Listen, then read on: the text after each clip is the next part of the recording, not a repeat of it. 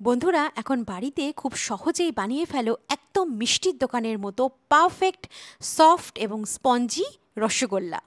আজকে আমি তোমাদের মিষ্টির দোকানের রসগোল্লা তৈরির কিছু সিক্রেট টিপস বলবো, যাতে করে তোমরা খুব সহজেই বাড়ি বসে একদম মিষ্টির দোকানের মতো রসগোল্লা বানিয়ে ফেলতে পারো। নমস্কার বন্ধুরা, শ্রীতমাস কিচেন বাংলায় তোমাদের সকলকে স্বাগত জানাই। তাহলে চলো একদম দেরি না করে ঝটপট শুরু করে ফেলি এই দুর্দান্ত স্বাদের রেসিপিটা। আমার এই রেসিপিটা যদি ভালো লাগে তাহলে ভিডিওটাতে একটা লাইক আর শ্রীতমাস কিচেন বাংলা এই চ্যানেলটাকে সাবস্ক্রাইব করতে একদম ভুলো না। রসগোল্লা বানাতে আমি এখানে একটা বড় এবং ভারী পাত্রে 1 লিটার ফুল ফ্যাট দুধ নিয়েছি। রসগোল্লা বানাতে তোমরা গরুর দুধ বা বাইরের যে কোনো প্যাকেটের দুধ অথবা মোষের দুধ নিতে পারো, তবে ফুল ফ্যাট দুধ নিলে ছানার টেক্সচারটা খুব ভালো হবে এবং রসগোল্লাটা খেতে সুস্বাদু হবে। তো প্রথমে আমি দেখো দুধটাকে ফুটিয়ে নিয়েছি। দুধটাকে হাই ফ্লেমে ফুটিয়ে নেওয়ার পরে আমি গ্যাসের ফ্লেমটা একদম লোতে করে দিলাম। একদম কম আঁচ দিয়ে এবারে এর মধ্যে 1.5 টেবিল স্পুন মানে 1.5 বড় চামচ অর্থাৎ 1 টেবিল স্পুন আর 1/2 টেবিল স্পুন ভিনিগার এর মধ্যে অল্প অল্প করে মিশিয়ে দিলাম। ভিনিগারটা দেওয়ার পরে আমি এবার একটা খুন্তি দিয়ে এইভাবে দুধটাকে নাড়িয়ে নিলাম। বন্ধুরা, আজকে আমি ছানাটা বানাবো ভিনিগার দিয়ে, তবে তোমরা এক্ষেত্রে লেবুর রসও ব্যবহার করতে পারো। 1 থেকে 2 টেবিল স্পুন মতো লেবুর রস নিয়ে অল্প অল্প করে এর মধ্যে দেবে এবং এইভাবে নাড়ানোর পরই তোমরা দেখতে পাচ্ছ কত সুন্দরভাবে দুধটা কেটে ছানা তৈরি হচ্ছে। এবং এই যে ছানাটা হচ্ছে না, এই ছানাটা ভীষণই ফ্রেশ হয় এবং খুব নরম সফট হয়।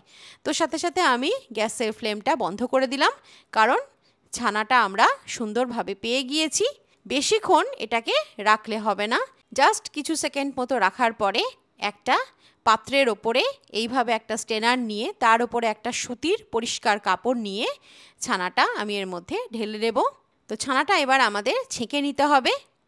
যেহেতু আমি এখানে ভিনিগার ইউজ করেছি, তো সেই কারণে ছানাটা আমাদের পরিষ্কার জল দিয়ে খুব ভালোভাবে ছানাটা ধুয়ে নিতে হবে। তো আমি এইভাবে ছানাটা ধুয়ে নিলাম। এইবারে ছানাটা থেকে আমাদের এক্সট্রা জলটা পুরোটা ঝরিয়ে নিতে হবে। তো এইভাবে দেখো কাপড়টা চারদিক দিয়ে এইভাবে ফোল্ড করে একটা পুটুলি মতো করে এটার থেকে আমরা এক্সট্রা জলটা পুরোটা বার করে নেব। ছানার থেকে এক্সট্রা জলটা বার করে নেওয়ার পরে আমি এটাকে বেসিনের কলের সাথে আটকে এইভাবে ঝুলিয়ে রেখেছি। মোটামুটি কিছুক্ষণ মতো এটাকে আমি এইভাবে জল ঝরতে দিলাম। তো এর মধ্যে এক্সট্রা যেটুকু জল থাকবে সেই জলটা বেরিয়ে আসবে। তো আধা ঘন্টা পর আমি এবার ছানাটা দেখে নেব, আর তোমরা দেখতে পাচ্ছ ছানার টেক্সচারটা একদম পারফেক্ট হয়েছে। এর মধ্যে এতটুকুও জল অবশিষ্ট নেই। তো এবারে ছানাটা আমাদের খুব ভালোভাবে মেখে নিতে হবে। যত ভালোভাবে ছানাটা তোমরা মাখতে পারবে, ছানাটা ততটাই সফট মসৃণ এবং এর টেক্সচারটা একদম রসগোল্লার জন্য পারফেক্ট হবে। তো কিভাবে ছানাটা তোমরা মাখবে আমি এই টিপসটা তোমাদের বলবো। যে কোনো মিষ্টির দোকানে তোমরা দেখে থাকবে এইভাবে ছানাটা মাখা হয়। হাতের তালুতে এইভাবে চেপে চেপে ছানাটা তোমরা মেখে নেবে। খুব সুন্দরভাবে ছানাটা তৈরি হয়ে যাবে। তোমরা দেখতে পাচ্ছ অলরেডি ছানার টেক্সচারটা কতটা সুন্দর হয়েছে। তো এটা আরও কিছুক্ষণ মেখে নেওয়ার পর এবারে ছানাটা ভীষণই সফট এবং সিল্কি হয়ে গেছে। তো এবার আমি এর মধ্যে 1 টেবিল স্পুন ময়দা অ্যাড করে দিলাম। এখানে একটা কথা বলে রাখি, ময়দার জায়গায় তোমরা অ্যারারুটও ব্যবহার করতে পারো। ময়দাটা দিলে কি হয়, এর বাইন্ডিংটা খুব ভালো আসে। তবে 1 চামচের থেকে বেশি ময়দা দিলে কিন্তু হবে না, তাহলে কিন্তু ফেটে যেতে পারে। তো সেই কারণে এখানে 1 চামচ ময়দা অথবা অ্যারারুট তোমরা এর মধ্যে মিশিয়ে দেবে এবং খুব ভালোভাবে ছানাটা মেখে নিতে হবে। তো তোমরা দেখতে পাচ্ছ রসগোল্লার জন্য ছানাটা আমাদের মাখা একদম কমপ্লিট। তো ছানাটা যতক্ষণ আমরা মেখে নিচ্ছি সেই সময়ে আমি একটা বড় হেভি কড়াইয়ের মধ্যে 7 থেকে 8 কাপ জল নিয়ে নিলাম। কাপের জায়গায় তোমরা যে কোনো বাটি ব্যবহার করতে পারো। এবারে এর মধ্যে আমি দিয়ে দিচ্ছি 350 গ্রাম চিনি, অর্থাৎ 1.5 কাপের থেকে একটু বেশি। যতটা পরিমাণ তোমরা চিনি নেবে তার 4 গুণ তোমাদের জলটা নিতে হবে। এবারে গ্যাসের ফ্লেমটা হাইতে রেখে চিনিটা আমরা মেল্ট করে নেব। বন্ধুরা, এই যে চিনির রসটা আমরা বানাবো, এই চিনির রসটা কিন্তু ঘন করলে চলবে না। এটা একদম পাতলা কনসিস্টেন্সিতে রাখতে হবে। অর্থাৎ চিনি গলে যাওয়ার পরে মোটামুটি 1 থেকে 2 মিনিট মতো জলটাকে আমাদের ফুটিয়ে নিতে হবে। তাহলেই কিন্তু চিনি শিরাটা আমাদের তৈরি হয়ে যাবে। আর এই সময়ের মধ্যে দেখো ছানাটা আমাদের খুব সুন্দরভাবে মাখা হয়ে গেছে। তো এবারে এর থেকে সেম সাইজের আমরা রসগোল্লার জন্য বলস বানিয়ে নেব। তো বলসটা কিভাবে বানাতে হবে দেখো।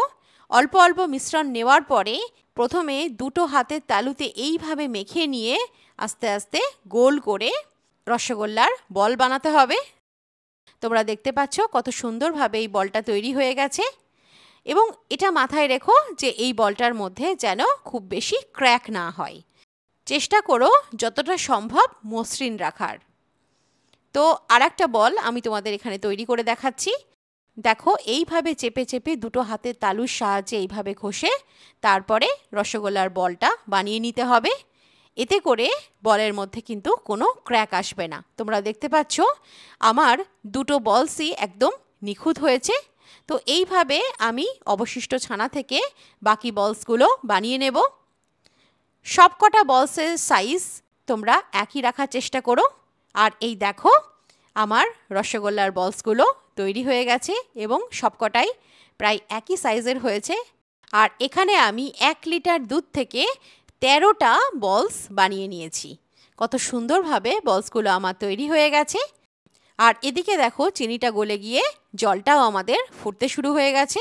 গ্যাসের ফ্লেমটা এবার হাইতে রেখে প্রথমে আমি একটা রসগোল্লার বল ছেড়ে দিলাম। প্রথমে এটাকে চেক করে নিতে হবে যে এই বলটা চিনির শিরায় গিয়ে ফাটছে নাকি। আর এই দেখো চিনির শিরায় গিয়ে বলটা খুব সুন্দরভাবে রয়েছে। তো এবারে একের পর এক সমস্ত রসগোল্লার বলগুলো আমি এর মধ্যে ছেড়ে দেব।